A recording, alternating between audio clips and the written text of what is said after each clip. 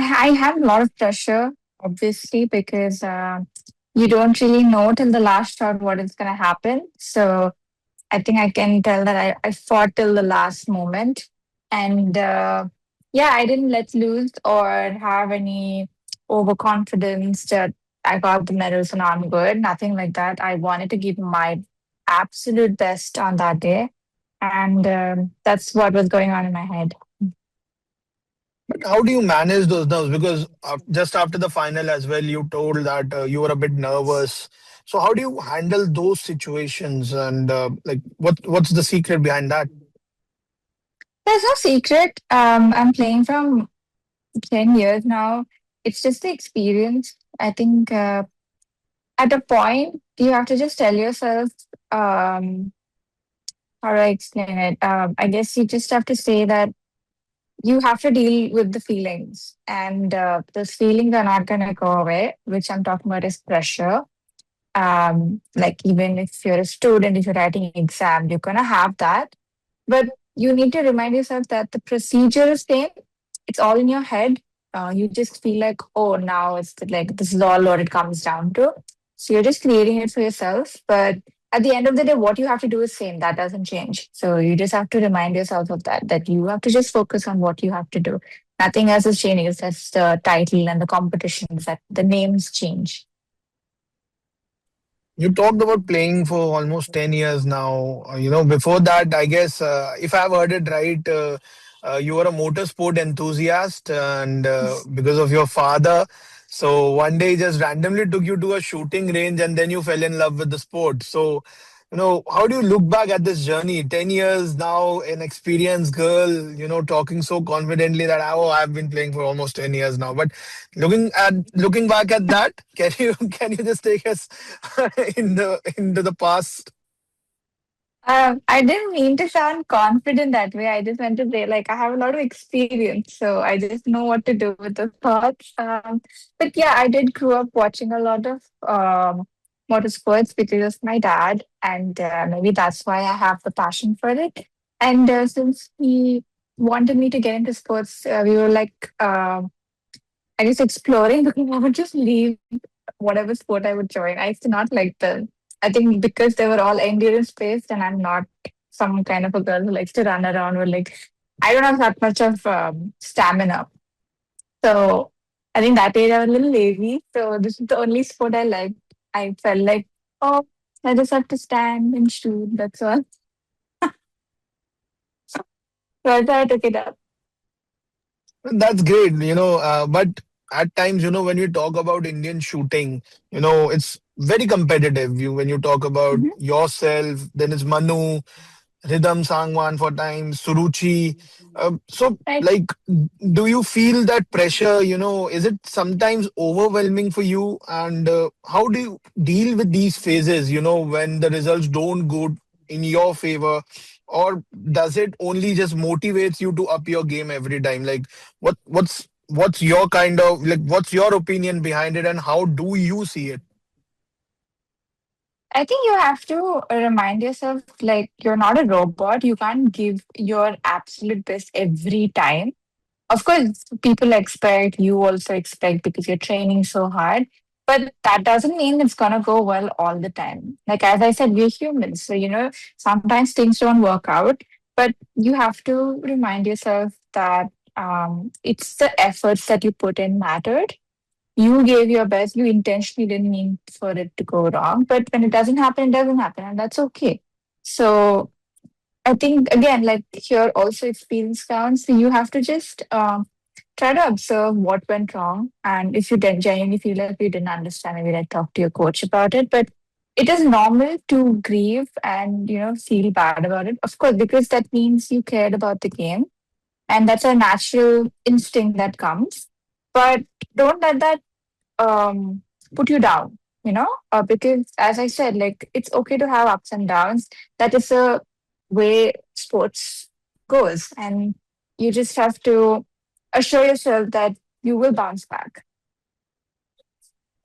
how's the camaraderie, talking about the sport? You guys are almost like you guys are almost playing round the clock together, training together at times. So What do how you does mean, it you go about? guys? Like, what are you referring to?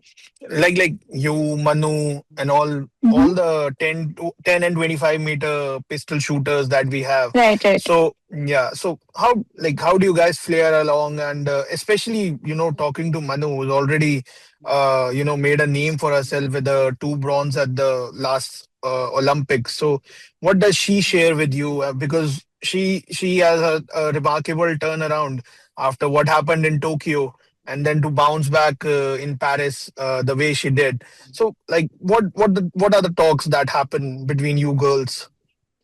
I think so. This is an individual sport. It's not a team sport. We don't have that level of team bonding that cricket would have or football would have. You don't have that like that perfect coordination. But yeah, since we are like together, I think we have a very nice mutual respect for each other. And I think I'm very sure we're always here for each other to support if someone needs anything.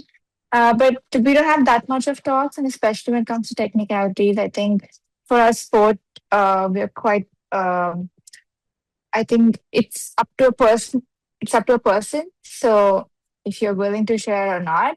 But yeah, as I said, like we're all very supportive of each other. But compared to like other team sports, unfortunately, we don't have that amazing team bond. But yeah, we travel together. We always look at each other, and I'm really grateful for all these girls that we have in our team. And you talked about the technical aspects. So my question next to you is that what has changed over the years? Over 1 year, because after just you just have won, you have won the World Cup medal. So what has changed in the past 1 year in your shooting? Either it's technically or mentally. What has transpired this change? I think I think the Paris Olympics has a lot to do with the way I've changed. I think that phase that I went through, like after the Olympics, especially when you don't win, it's not a very pleasant phase. You go through a lot of emotions. You start thinking about every single details. But I think I'm very grateful for that experience. Even though it wasn't a very nice one, I embraced it. And I feel like it made me very stronger mentally because I felt like this is the highest stage I've gone to in my sport. And I think once you've achieved that, then for you, everything else feels like um, I don't want to say easy, but it feels like okay, this is just another cycle, and you have that you have this new grit that's like born inside of you to like bounce back even harder.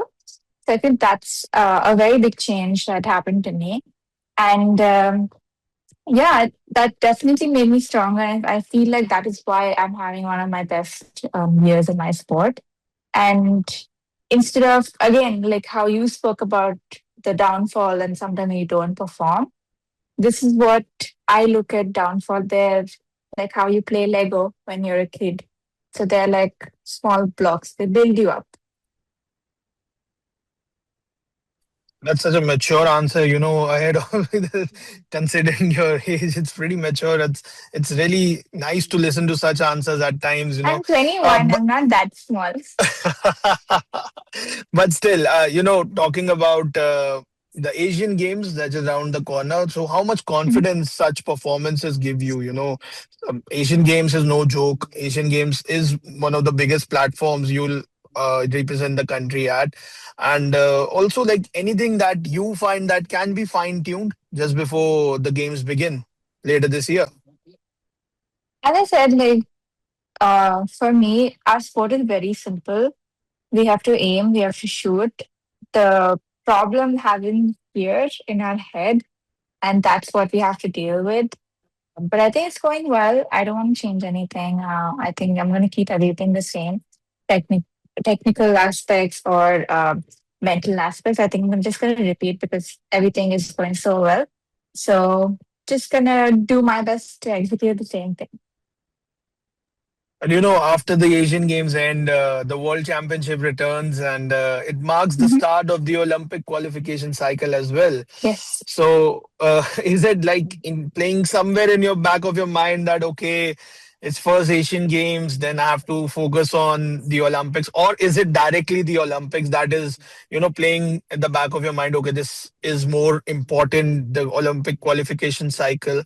Like, are you planning to do something different there, or anything special that you are thinking, okay, if I cannot pull this off in Asian Games, then I can maybe try to pull it off in the World Championship and the cycle that begins later for the Olympic qualification? So, like, or are you just taking it one by one, step by step, like trusting the process, as everyone says? I'm gonna do one by one, as you said, because what happens is, yeah, there are big titles, but one finishes and then the other one starts. So it's like a loop. You can't just like get over with one and you're like, oh, done. No, you can't do that. Like you have continuously like then there's World Cup, then there's world ranking, then there's more quota matches. So as I said, like the names keep changing, but what you have to do doesn't change. You have to just keep executing the same thing that you do in your training, and that is what matters. So, not doing looking to do anything special at all. No, or maybe I'll try my best to showcase something special. But yeah, as I said, I'll stick to my game, and then we'll see what happens. Yeah, that's. But talking about how do you stay grounded after the love you received, after the admiration you received? How to stay grounded and just keep doing the same thing again and again and again? Because Instagram was flooded. I saw your stories. It was all posts related to you. You were just reposting it, the admiration, the coverage that you receive from the people. Maybe like your parents must be feeling so proud of you of creating that world record.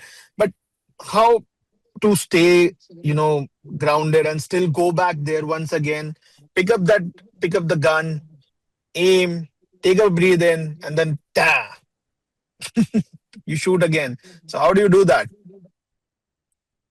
I think I have quite a lot of experience now with both events, especially when you have a big win at the first one itself, but then you also have another match coming in. Um, I think you just have to remind yourself, like every all the fame or whatever the viral posts that you get, they're just like bonuses. But what I don't perform for that. I perform for myself. I perform, as I said, I just want to execute what I'm wanting to.